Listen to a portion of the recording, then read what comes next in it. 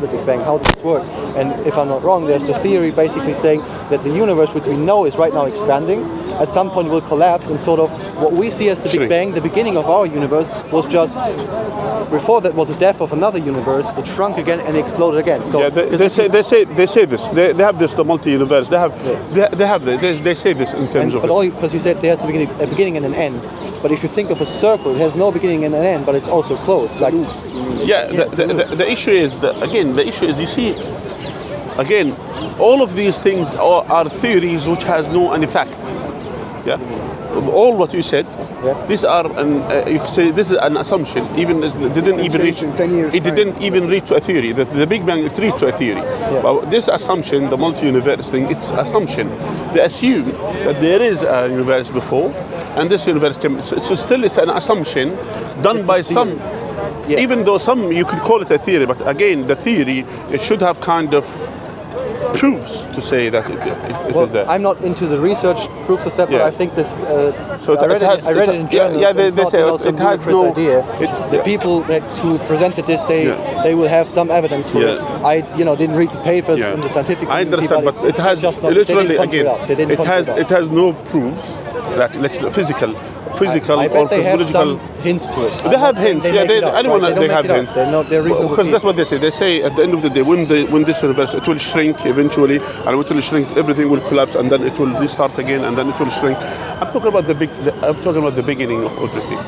I'm not talking about, I'm not talking about this after when it shrink and then the same as before it. I'm talking about the beginning of everything. But even if we assume that if there is like emptiness and there is no beginning and there is some fluctuations of energy, what I find really fascinating, even if this is true, how can this universe come this perfectly? How is the human body this perfectly? How is the orbits this perfect?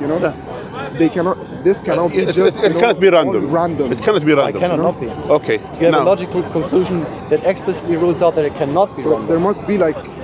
Okay. Think about it. Think about it. Why is a higher power that? Why? Do you have a? Because okay, let me. How would an iPhone come from the desert? iPhone is a genius device. We created iPhone. We created it. Yeah. So you cannot assume that walking into the desert, right, and finding an iPhone, you saying is why cannot be random, The same concept. So How? Genius I see your point. You're saying if iPhones we were necessary to create iPhones or laptops. Not only we. We're talking about even people who are literally reach the level of scholars, of scholarly level in terms of physics, in terms of creating objects and creating, for example, those ones who created these phones or these laptops or whatever, even this, including this mic that I'm having, that there are a lot of scientific work that's been done in order for the things to happen. Do you understand? Sure. So you don't expect someone who is a shepherd in some desert or something to say, what, I created this. You don't expect that. You say that you need to study at certain level. You need to attend, for example. That's all of these things. On a microscopic level. On a microscopic level. So can you imagine that we are talking about even things which is more than the microscopic level. We're talking about things which is literally some of these some of these bacteria or virus. Even now what's happening nowadays, this virus that is so tiny that you need to have a special microscope just to see what is inside.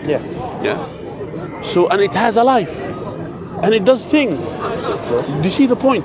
So all of these sophisticated things in this universe, and let alone the big and the giant thing as the humongous universe around us. So that is, from that you conclude there has to be a higher, very intelligent creator from all these. Okay, so you think that there is no need for any intelligence to do all of these things? No, I don't know. I mean, you don't. You say because of how everything turned out, the world, the body and stuff. In the same way that we concluded, if there would magically or for some reason to appear a laptop in your room with data, and we would all agree that that's not going to come from nothingness. You say our existence. What do you say if you found a laptop in your room? I would, of course, I would assume someone placed it there, and not. So will you say definitely someone placed it there? Or it came.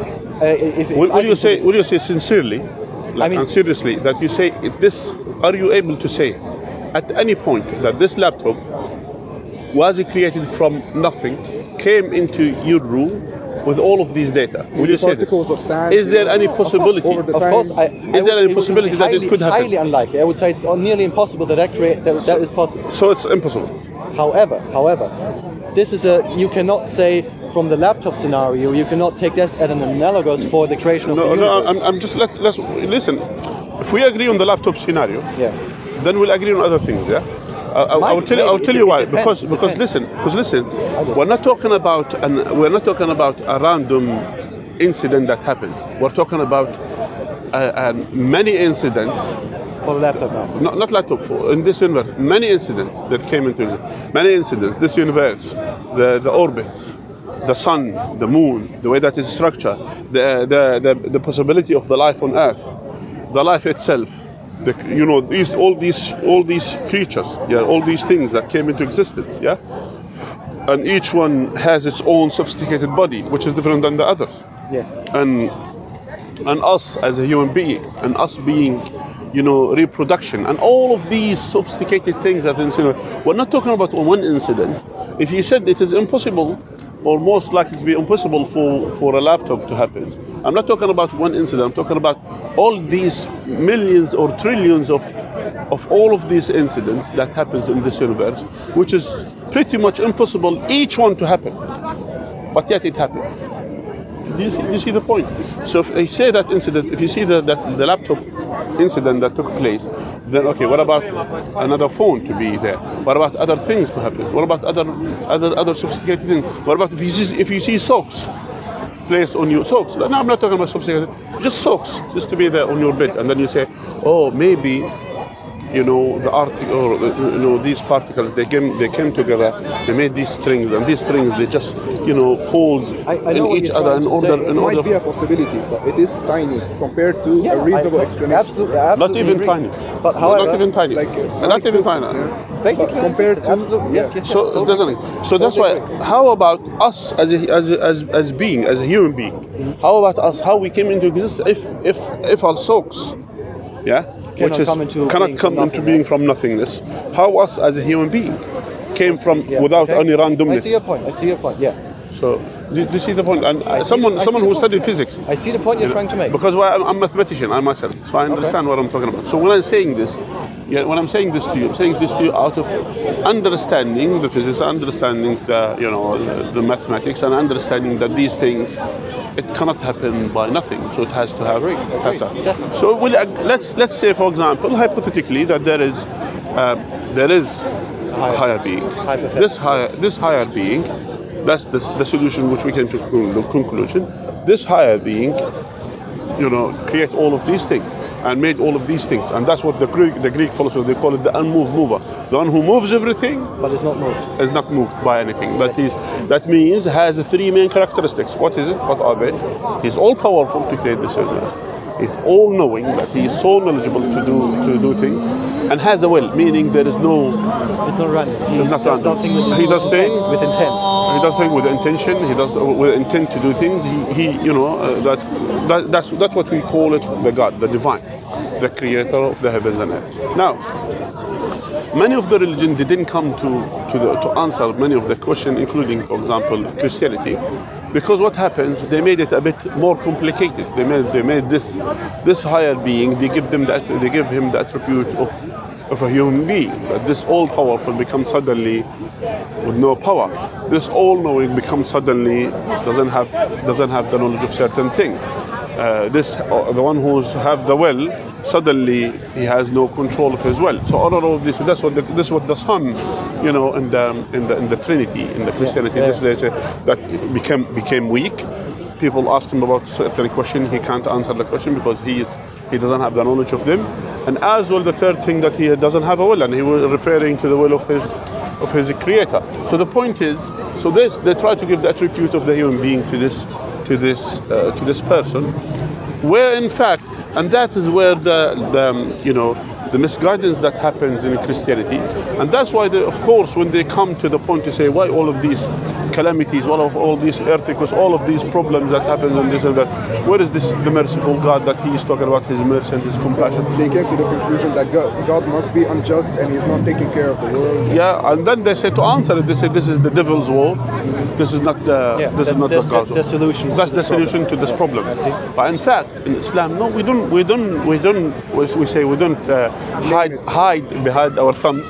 We say in Islam that all these things that happen in this earth, that because of the will of God, His will is in heaven as His will in earth. Okay. So it is His will that all these calamities that happens, all of these things, it is by His will. But why God allow all of these things to happen? Yeah. What is the purpose behind all of this? That's for us to know that God created us for a purpose. This purpose is literally to be thankful and showing our gratitude to God by submitting to His will, and to know that this life is only, we are going through a test. It's a test, and that's why. And if there is no darkness, we cannot appreciate the light. Now it's going to be dark soon. We cannot appreciate the day. We don't know what the day is. If you always live in a day, you cannot appreciate what's the day and the night. So and if there is always light, and if there is no darkness at all, that you cannot appreciate, the existence of the light. Similarly, if there is no evil that happens in this universe, that means we cannot appreciate the goodness that we have it already. So, and as well, it's part of that.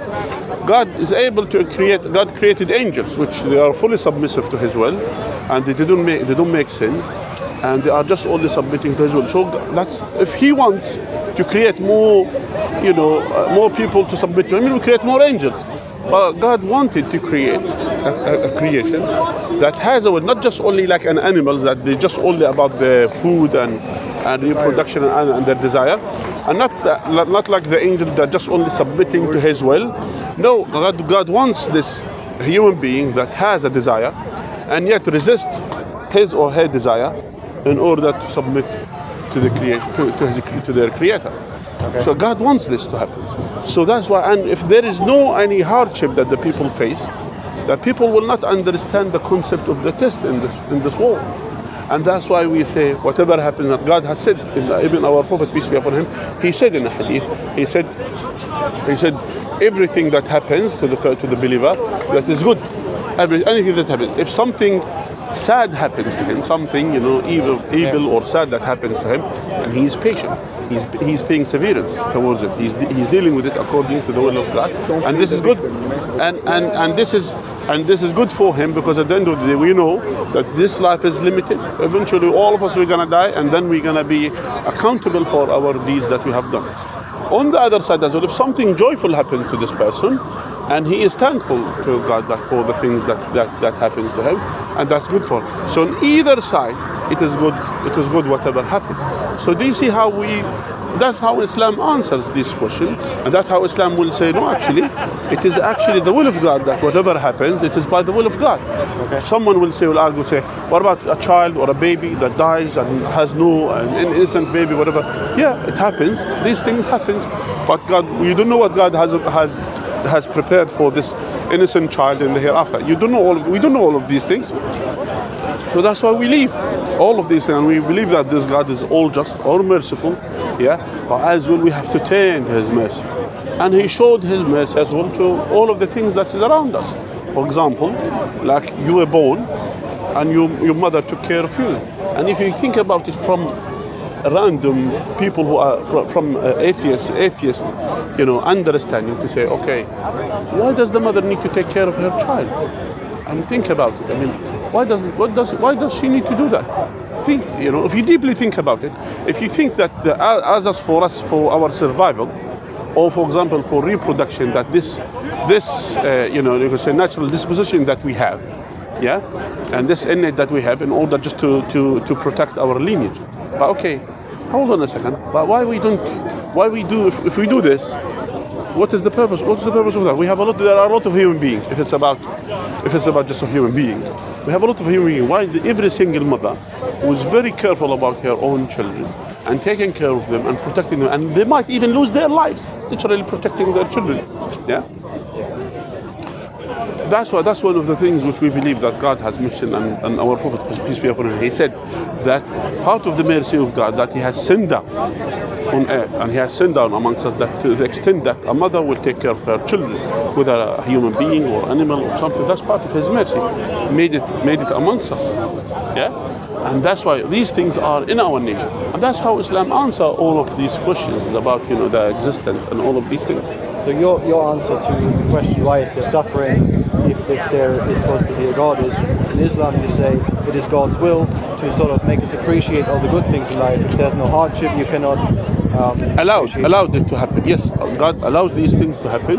Yeah, we hurt each other. Yeah, for example, if someone hurt each other, we hurt each other. We does evil things to each other. We are blameworthy for the things that we do. Yeah, but again, God allows these things to happen in order there. If there is, for example, if you go to exam and you attend, I assume you attend many exams, and if your teacher told you all of you are gonna pass, is that exam? No. It's also not exam. So there is an aspect that there are going to be people who will fail. So due to this, you study hard in order for you not to fail, isn't it? Yeah, but an exam is a bit different from an earthquake or something, or catastrophes that you might want to explain with religion. Yeah, the catastrophe that has is part of the things that happens in this world. Part of all of these things that happen in this world. In order, and at the end of the day, all of us we're gonna die by one cause or by another. Yeah, we're gonna die eventually, either by long age, either by diseases, either by different things. People they die in different things.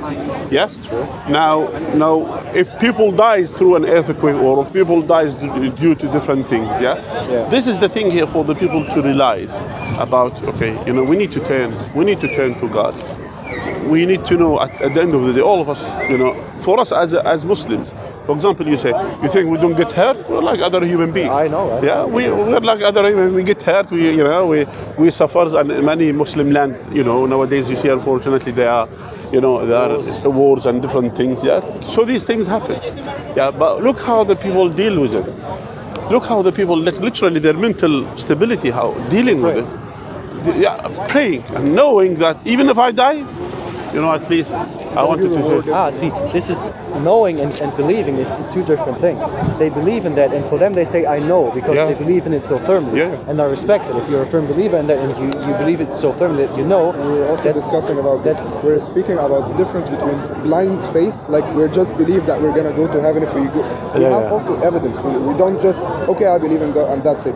So it's not as simple as that. We have like a lot of evidence, so basically we were talking about this previously about is all religions like have the truth or claim to have the truth. Yes. So do they really have the truth, all of them? So every religion would claim they claim they have the truth. Yeah. But do they But do they have the absolute truth? Exactly. Now we say that's why when we go to other than Islam, how Islam is dealing with these things. Now you said people they have the faith. Now here we have a lot of things as well. We as for example, let's say, I don't know if you have practiced this in your life, but we as Muslims we practice this on a daily basis. We supplicate to God. We ask certain things. Yeah. Many of us, our request happens not because we blindly following that this will happen, not because we think, as some people they say, if you think about something good, it will happen to you. Who said this? According to who? And this is what many atheists, by the way, to say. Think about something good, it will happen to you. Yeah, but that's nothing to do with atheism. That's just naivety. Yeah, naivety. But it's not about we thinking. We supplicate, we make dua, we say, oh God, help man such and such and such. And many of us happens to them exactly what they request, what they are asking. So that's why even many people, even many atheists who came to Islam, they say this, and many of them they said this. They sat down, they said, okay, at a point, many of them they said to me this person, and some of them you could check in videos, the atheists who came to Islam.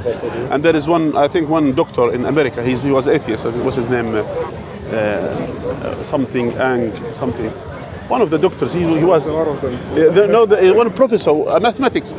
He is a mathematician, professor, and he was the head of atheist society, who came to Islam. And he was talking about his story, and then he said, one of the things. Just check him, maybe put him on Google. Just mathematics, professor in mathematics in America, so who became Muslim, something like that. So anyway, So this person, most of them, they say, okay, they will sit down and say, oh God, if you are truly there, and if you are there, answer me, show me the God, show me whatever, yeah, this thing. And in many occasions, that God has showed them signs about His existence, signs. So now here to say, okay, now people, they say, if, unfortunately, in many signs, they don't consider the practical side, which being practiced by the people, things that happens, the reality in a real life, which is in the statistics, they accept it in the statistics. But when it comes to science, they say, why don't you accept it? For example, there are many people. We have 1.8 billion Muslims on earth, and they have their supplications. Some of them, they supplicate and their question or whatever their request been answered, or many of them, they said that, and many of them, they have experienced in their life certain things, and they were in severe situation, and they made a dua, they made this supplication, and these things happened. Why we don't consider this as fact if it happens? So you're saying if supplications are granted, you are asking why we're not considering that as a fact for existence? Not by one person, not by one person. Even by millions of persons. Millions of people. And you say that that should be a fact for... why not? I'm saying why not? Because, for example, causation and correlation are not the same thing. Okay. Like every time you clap and an earthquake happens doesn't mean, or if 100,000 people clap and then an earthquake happens, that doesn't mean if you clap or enough people clap, that earthquakes exist. Okay. Or earthquakes happen. Generally, I was. But here we're not talking about clap. We're talking about submitting to the Creator. I was just giving and asking. You could do it with anything. Do you see the point? But that's the point here. But you already accepted a theory which is not even an assumption, and you accepted it, and it has no basis, it has no practical side, and you accepted it. Which theory? For example, to say that the expansion of the universe and the shrink of the universe. You said this is the theory. I could accept it.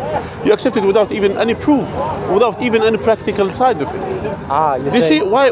For example, you have this imbalance, and this for example imbalance to deal with the things. You say, but these are people who have went through certain things, and they have done it, and it happened to them, and this is a practical side. Yeah, I'm talking about practical side. I see what you're saying, but to be fair, with theories you read about in distinguished natural science journals, you don't say, oh, I don't believe this until you show me the hundreds of papers that make up the evidence. Because the natural science, they don't accept religious, for example, theories. They will not accept it. Of course not. Generally, they don't. That's the mistake of the people. This is not the issue of the, this is not the issue of the religion. This is the issue of them. They don't want to accept it as facts. No. And I'm talking about facts. I'm talking about things, people, including myself, including many brothers and sisters in the world, who literally they went through this, and they supplicate for certain things. I'm not talking about something happens around them. I'm talking about very specific, detailed thing for them, not for someone else. Yeah, for them. I get it. For them. And not one person, not two persons, not two, not three, not four, not five, and hundreds of thousands, millions or trillions of people. They went through this. Okay, hold on a second. Why did this happen? And why we don't accept it as, at least in terms of, if we want to use it as statistics, how those people they have accepted it, and they know it is true. You see the point? So that's why, when because of many of the science, for example, scientific journals or whatever, they are biased in terms they narrow the science and only in certain things. They just narrow it in this. There is no out of this. They just only accept the science which is within the categories which they accept. To be fair, if you're writing a journal about astrophysics and the Big Bang, you don't, and you present research, you don't into your research theory include theories about God, because it's about science and not religion. Yeah, why not? For example, why we nullify? For example, when I told about the probability, the full probability of the existence of the universe, why is not included in any of the journals? Well, first of all, this is what you're saying is probably the perspective of Islam, right? No, not Islam. Or just let alone practical. Let's say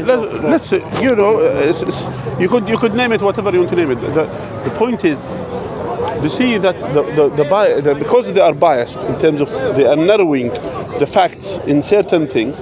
Due to this, for them, of course, they will not accept something which goes outside of their own way of thinking. That's the point, which that wasn't the case. For example, during the Dark Ages in in the European countries, that the Muslims they were flourishing. I mean, in terms of science and the because the church repressed the sciences and Europe. Islam supports science. Yeah, Islam goes with science. Islam, because we believe science doesn't contradict the facts about the existence of God. If it's true science, and if it goes in the right way, Islam doesn't. It definitely. What's the right way? What's true science? What's the true science? Things which based on facts, not based on assumptions. Okay. Based on facts, meaning the sun rises from the west, from the east. This fact, it's a fact. So the sun rises, that's a fact.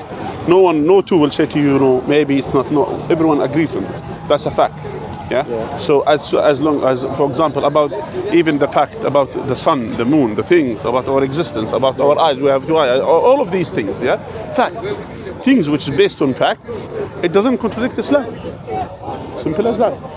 Yeah, I mean it doesn't contradict Christianity that the sun rises in the east and sets in the west. No, but it contradicts. There are many scientific facts contradict Christianity. Yeah, absolutely. That's the point. I'm just saying. But is this not the case of Islam? This is a challenge, in Islam, that like God in Islam, He challenges everybody to, if you have any mistakes, if you like, so He can speak to you about it. More, So the point is, that's why when I say to you, there is no contradiction between science and Islam, the true science, the facts, of Islam.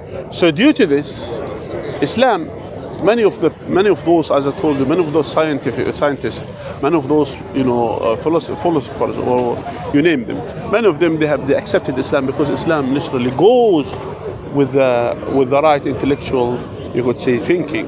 It goes with it. It doesn't go against it. Yeah. It goes with this understanding, with the logical understanding. It doesn't go against it. And this is the thing which we are inviting people to Islam.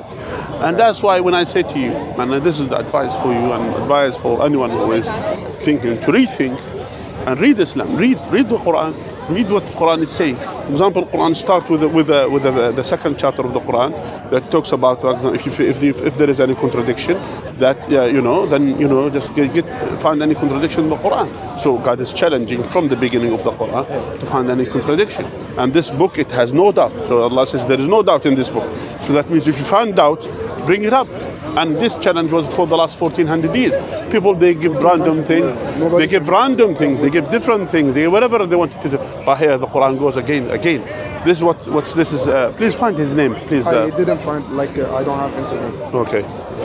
But then, because you said science or Islam is in keeping with science, or the other way around, then I have to ask, how specific does Islam get, for example, with the creation of the universe, the founding of the universe? Because in Catholicism and Christianity, it's of course Genesis. God created Earth in 7 days, and on the seventh day he rested and stuff. Yeah. This is very, very specific, and of course, well, you see, the cynical atheist would say, people just conjured up these whole religious stories, and the Christians were just stupid enough to make it so precise that after a few hundred years, people found out that it was not true. So how concrete? So that's a contradiction. Why so you found the contradiction. Yeah, in Christianity, yes, So exactly. Yeah. How? No, By the way, his name is. I was reading his name Jeffrey is Lang. Okay. Jeffrey Lang. Yeah. But He this, is though. Okay, but this is what I'm asking, because I haven't read the Quran yet and Okay. stuff. So how specific, how concrete does Islam get about the creation of the universe? Okay. Firstly, for example, God has mentioned in the Quran about the heavens and earth. They were in one piece, then they split. God has mentioned this in the Quran. Okay. So the heavens and earth, which means the heavens and earth, everything. You mean like heaven and earth? Like heaven and earth, they were together and then they split. God has mentioned this in the Quran. Okay. There are many scientific facts in the Quran. I'm not talking about theories. I'm talking about facts now. Now listen to this. Life of a child in the womb. I will give you now. Now I will tell you something. If I ask you a certain question now, I want you honestly to say to me, can someone who was 1400 years ago living in the desert of the Arab Peninsula, is he able to bring these facts? So I will tell you now. Okay. If you now, I will ask you now. Let me give you a bit of insight about Muhammad, peace be upon him. An illiterate man, illiterate person, someone who cannot read and write, was a shepherd for some part of his life. He did some merchant or whatever, he traded sometime. Then, at the age of 40, came down from the mountain and saying, I'm a prophet of God, and then starts conveying a message of God to the people. people, then the challenge that was given to the people, the Arabs, they are the people of the language. They were very known with their language, and by the Arabic language is way more sophisticated than English and all of these European and Latin even language. Very sophisticated language. And yet came to them, they were well known with the people of the language, especially the people of Mecca. And he came to them in a strong language to the extent when they heard it, they said, this cannot be said by a normal human being. Themselves, not someone else. We're talking about themselves. So in terms of the language, it was so sophisticated. But this language has other aspects, not just only the as a poetry or something like that. It has other things as well. It has facts. It talks about fact. Even the Quran. We don't claim that the Quran is a science book, but we claim the Quran has scientific facts. So those are two different things. So one thing, God has said in the Quran 1400 years ago. Before that, the question is, what is the absolute knowledge of someone 1400 years ago about cosmology, about the stars? I want to move to the light, yeah? Yeah, okay, inshallah. Okay, inshallah. All right. Where do you want to move? Over there, but for now, speak. Okay, inshallah. Yeah? What is the knowledge of someone 1400 years ago about stars and the details of the stars and all of these things? Well, I'm not too versed in that topic, but I know that the ancient Arab scholars did quite know a lot lot about this after Islam. This after Islam, not before Islam. Seriously? After I Islam. thought they were very early. No. Like the After Islam. No. Okay. After Islam.